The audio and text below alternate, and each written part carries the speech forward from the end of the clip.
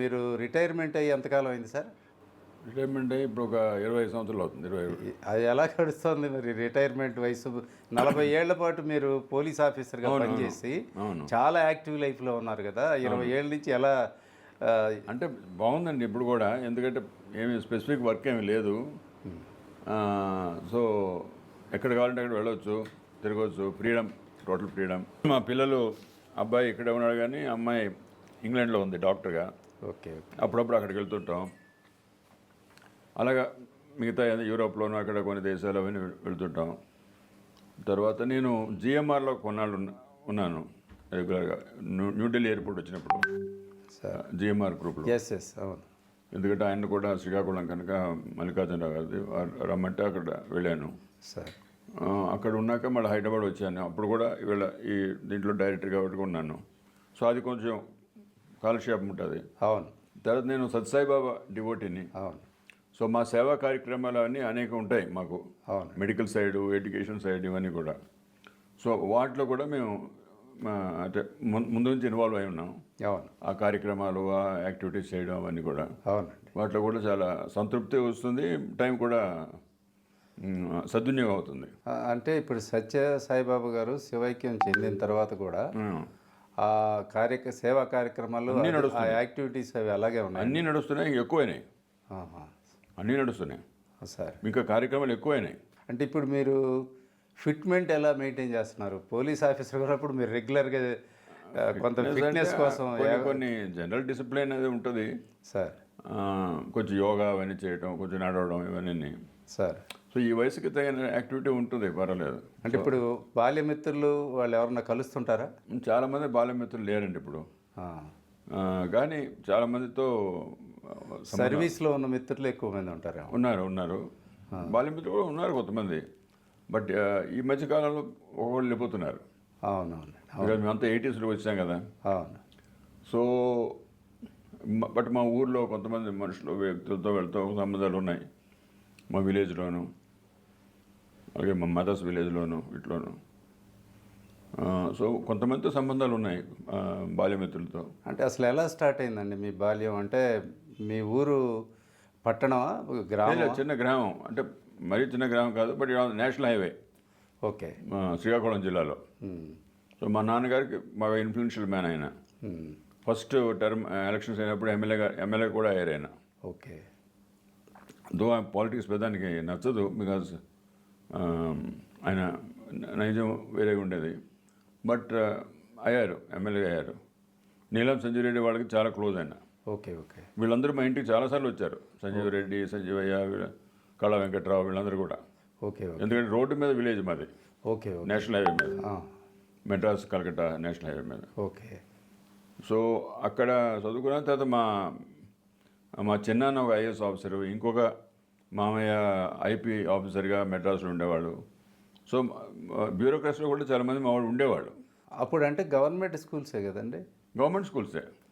అంటే కొన్నాళ్ళు ప్రైవేట్ స్కూల్లో చదివాను నేను మెడ్రాస్లో, తర్వాత వైజాగ్లో కూడా. తర్వాత మళ్ళీ మా నాన్నగారు తెచ్చి లోకల్గా బోర్డ్ హై స్కూల్ అని ఉండేది అప్పుడు. అవును. కోటబొమ్మడి అని బోర్డ్ హై స్కూల్లో, అక్కడ చదువుకున్నాను నేను. ఎస్ఎల్సీ అక్కడే పాస్ అయ్యాను. పియూసీ శ్రీకాకుళం. తర్వాత honours, BA honours Andhra university Visakhapatnam. తర్వాత ఐపీఎస్ పరీక్ష రాశాను. ఫస్ట్ టైమే సెలెక్ట్ అయిపోయాను. ఓకే. ఓకే. అందుకు చాలా చిన్న వయసులో నేను ఇందులోకి వచ్చాను సర్వీస్లో. అంటే మీరు పలక మీద ఓనమాలు దిద్దారా? పలక మీద ఆ రోజుల్లో అంతే కదా. అంటే కొంతమంది ఇసుక మీద కూడా దిద్దిన వాళ్ళు ఉన్నారు. ఇసుక మీద కూడా ఉన్నారు. అవును అవును అవును. స్కూళ్ళల్లో అప్పుడు బల్లలు ఉండవు, ఏదో చిన్న బల్లలు ఉంటాయి. అవును అవును. అప్పుడు చాలా పావర్టీ ఉండేదండి గ్రామాల్లో. అది ఇప్పుడులాగా కాదు. అవును. బాగా పావర్టీ ఉండేది. అదే చెప్పులు వేసుకోవడానికి ఉండేవి కావు పిల్లలకి. నాకు, నేను స్కూల్కి సైకిల్ మీద వెళ్ళేవాడిని. ఒక 3 kilometers అంత ఉండేది. 2 సైకిల్స్ వచ్చాయి, నేను ఇంకొక అబ్బాయి. అప్పట్లో సైకిళ్ళు మీకు ఉన్నాయి? మాకు ఉండేవి. ఓకే. అంటే మా నాన్నగారు కొన్ని ఇచ్చారు కనుక. మిగతా వాళ్ళందరూ 5, 6, 7 kilometers నడుచుకొని వచ్చేవాళ్ళు. ఓకే. ఓకే. చెప్పులు లేకుండా, క్యారియరు, ఒక బ్యాగ్ పట్టుకొని స్కూల్కి నడుచుకొని వచ్చి మధ్యాహ్నం అక్కడ భోజనం చేసి మళ్ళీ సాయంత్రం వాళ్ళ ఇంటికి వెళ్ళటం. సో అలాగా it was very hard life ఆ రోజుల్లో. కమ్యూనికేషన్స్ ఇంతగా లేవు. ఇప్పుడున్నట్టు బస్సులు, ఇప్పుడు ఏంటి గ్రామంకి వెళ్తే ప్రతి వాళ్ళ దగ్గర మోటార్ సైకిల్ ఉంది, ప్రతి వాళ్ళ దగ్గర ఆటోలు వస్తుంటాయి. అవును. ఇప్పుడు ఒక ఊరు నుంచి ఒక ఊరు వెళ్ళడం ఇప్పుడు పెద్ద విషయమే కాదు. కమ్యూనికేషన్స్ బాగా పెరిగాయి. అవును. ఆ రోజుల్లో ఏదో బస్సులు కొన్ని ఉండే, ప్రైవేట్ బస్సులు. ఎవరికో ఒకటి కారు ఉండేది. అవును. జిల్లాలో ఒక 5 మంది 6 మందికి కార్లు ఉండేవి. అవునండి. కొంతమందికి జీపులు ఉండేవి, రాజకీయ నాయకులు అలాంటి వాళ్ళకి. అంతే తప్ప కమ్యూనికేషన్ ఏమి లేదు అప్పుడు. మరి మీరు రాజకీయ కుటుంబం నుంచి వచ్చారు, మీ నాన్నగారు ఎమ్మెల్యేగా చేశారు.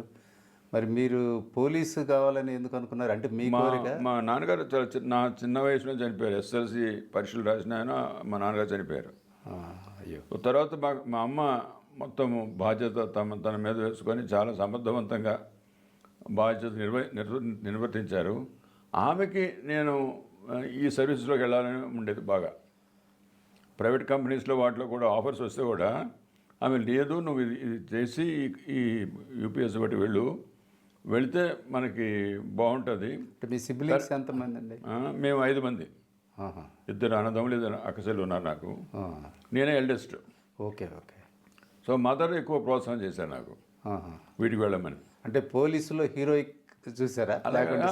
మా అంకుల్ ఒక ఏవి పాత్ర అని కమిషనర్ మెడ్రాస్ అది చేశారు ఆ రోజుల్లోనే, IP officer. Okay okay. So వాళ్ళ ఇంట్లోనే నేను చాలా కాలం ఉన్నాను కూడా, చదువుకొని అదంతా. సో అవన్నీ ఉన్నాయి మా మదర్కి ఇన్ఫ్లుయెన్స్లో.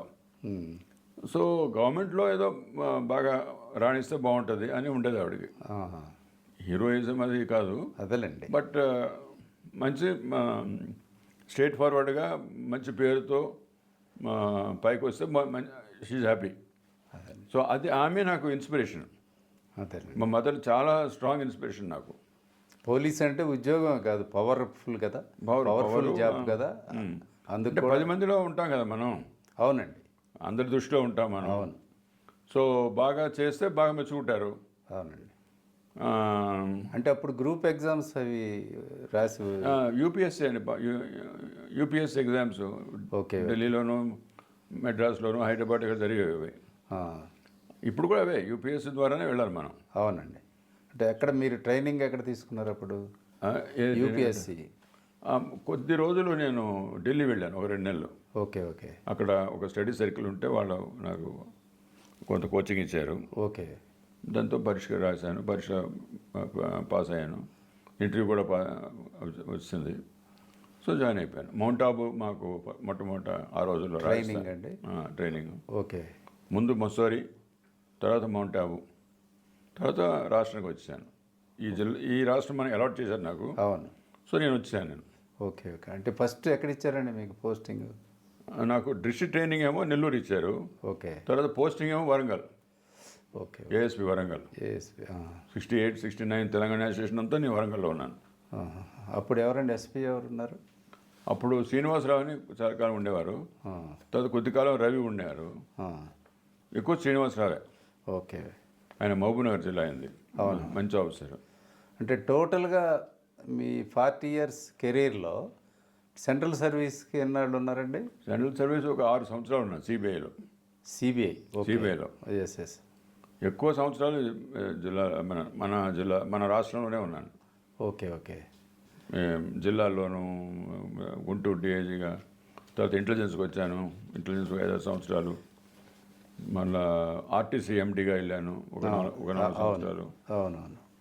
మళ్ళా అలాగా కమిషనర్ పోలీస్ హైదరాబాదు, ఇవన్నీ. అంటే మీరు మీ సర్వీస్లో మొత్తం ఎంతమంది సీఎంలు చూసి ఉంటారు? సర్వీస్లో సీఎంలు అంటారా? అంటే బ్రహ్మారెడ్డి టైంలో స్టార్ట్ అయినాము. బ్రహ్మారెడ్డి అప్పుడు. తర్వాత పివి నరసింహరావు బాగా సన్నిహితంగా ఉండేవాడిని నేను. ఎందుకంటే వరంగల్లో పనిచేశాను కదా, డిఐజీ కూడా పనిచేసిన తర్వాత. ఓకే. సో తర్వాత వెంకటరావు గారు, ఓకే, తర్వాత విజయభాస్కర్ రెడ్డి, జనార్దన్ రెడ్డి, వీళ్ళందరూ భువనం జయరాం, భువనం వెంకట్రామ్. షార్ట్ పీరియడ్ అనుకోండి. అవును. బట్ వెంకటరావు గారితో మాకు చాలా కాంటాక్ట్ ఉంటుంది, ఎందుకంటే he was home minister also. అవును. తర్వాత హీ బికమ్ సీఎం. అవును. సో మా అందరికీ బాగా ఆయన టచ్లో ఉండేవాళ్ళు. అవును అవును. ఆయన పీరియడ్లోనే నక్సలైట్ల పట్ల బాగా టఫ్గా ఉన్నాడు ఉన్నాడు అని చెప్పుకునేవారు. అండ్ మాకు ప్రోత్సాహం కూడా చాలా చేశాడు డిపార్ట్మెంట్కి. అవును. డిపార్ట్మెంట్ కూడా బాగా బుద్ధిలోకి వచ్చింది ఆ టైంలో. చాలా అంటే గట్టిగా ఉండాలి, అలజడిలో ఉండకూడదు, కొట్లాట ఉండకూడదు, అప్పుడే ఏదైనా డెవలప్మెంట్ ఉంటుంది అనేవాళ్ళు. తర్వాత అఫ్కోర్స్ తెలుగుదేశం వచ్చాక మన ఎన్టీ రామారావు, తర్వాత చంద్రబాబు నాయుడు. అంటే స్టేట్ పోస్ట్లోకి వచ్చింది వెంగళరావు గారు ఉన్నప్పుడే వచ్చేసారా స్టేట్ పోస్ట్కి? ఎన్టీఆర్ గారు ఉన్నప్పుడు వచ్చారా? బ్రహ్మారెడ్డి ఉన్నప్పుడే వచ్చాను నేను. ఓకే. మధ్యలో వెళ్ళాను సిబిఐకి. చెన్నారెడ్డి టైంలో వాటిలో నేను ఇక్కడ స్టేట్లో లేను, సిబిఐలో ఉన్నాను. అంటే నరసింహారావు గారు తీసుకెళ్లారా మిమ్మల్ని? తీసుకెళ్ళడం కాదు, అంటే కొంతమంది ఆఫీసర్స్ అవసరం. లేదు, డెప్యుటేషన్ మీద వెళ్ళాను నేను. ఓకే. నాకు నచ్చేది నేను వెళ్ళాను అంతే. ఓకే. ఓకే. అంటే ఇక్కడ 10 సంవత్సరాలు చేశాక బయటికి వెళ్దాం అనిపించింది నాకు. ఓకే. సో 5 years 6 years అక్కడ ఉండి మళ్ళీ వచ్చాను. ఓకే. ఓకే. వచ్చేటప్పుడు విజయభాస్కర్ రెడ్డి గారు ఉండేవాడు సీఎం గారు, షార్ట్ టైం. ఓకే. అప్పుడే నాకు ప్రమోషన్ కూడా వచ్చింది. ఓకే. సో గుంటూరు వేశారు. Then NT Rama Rao became the CM. అవునండి.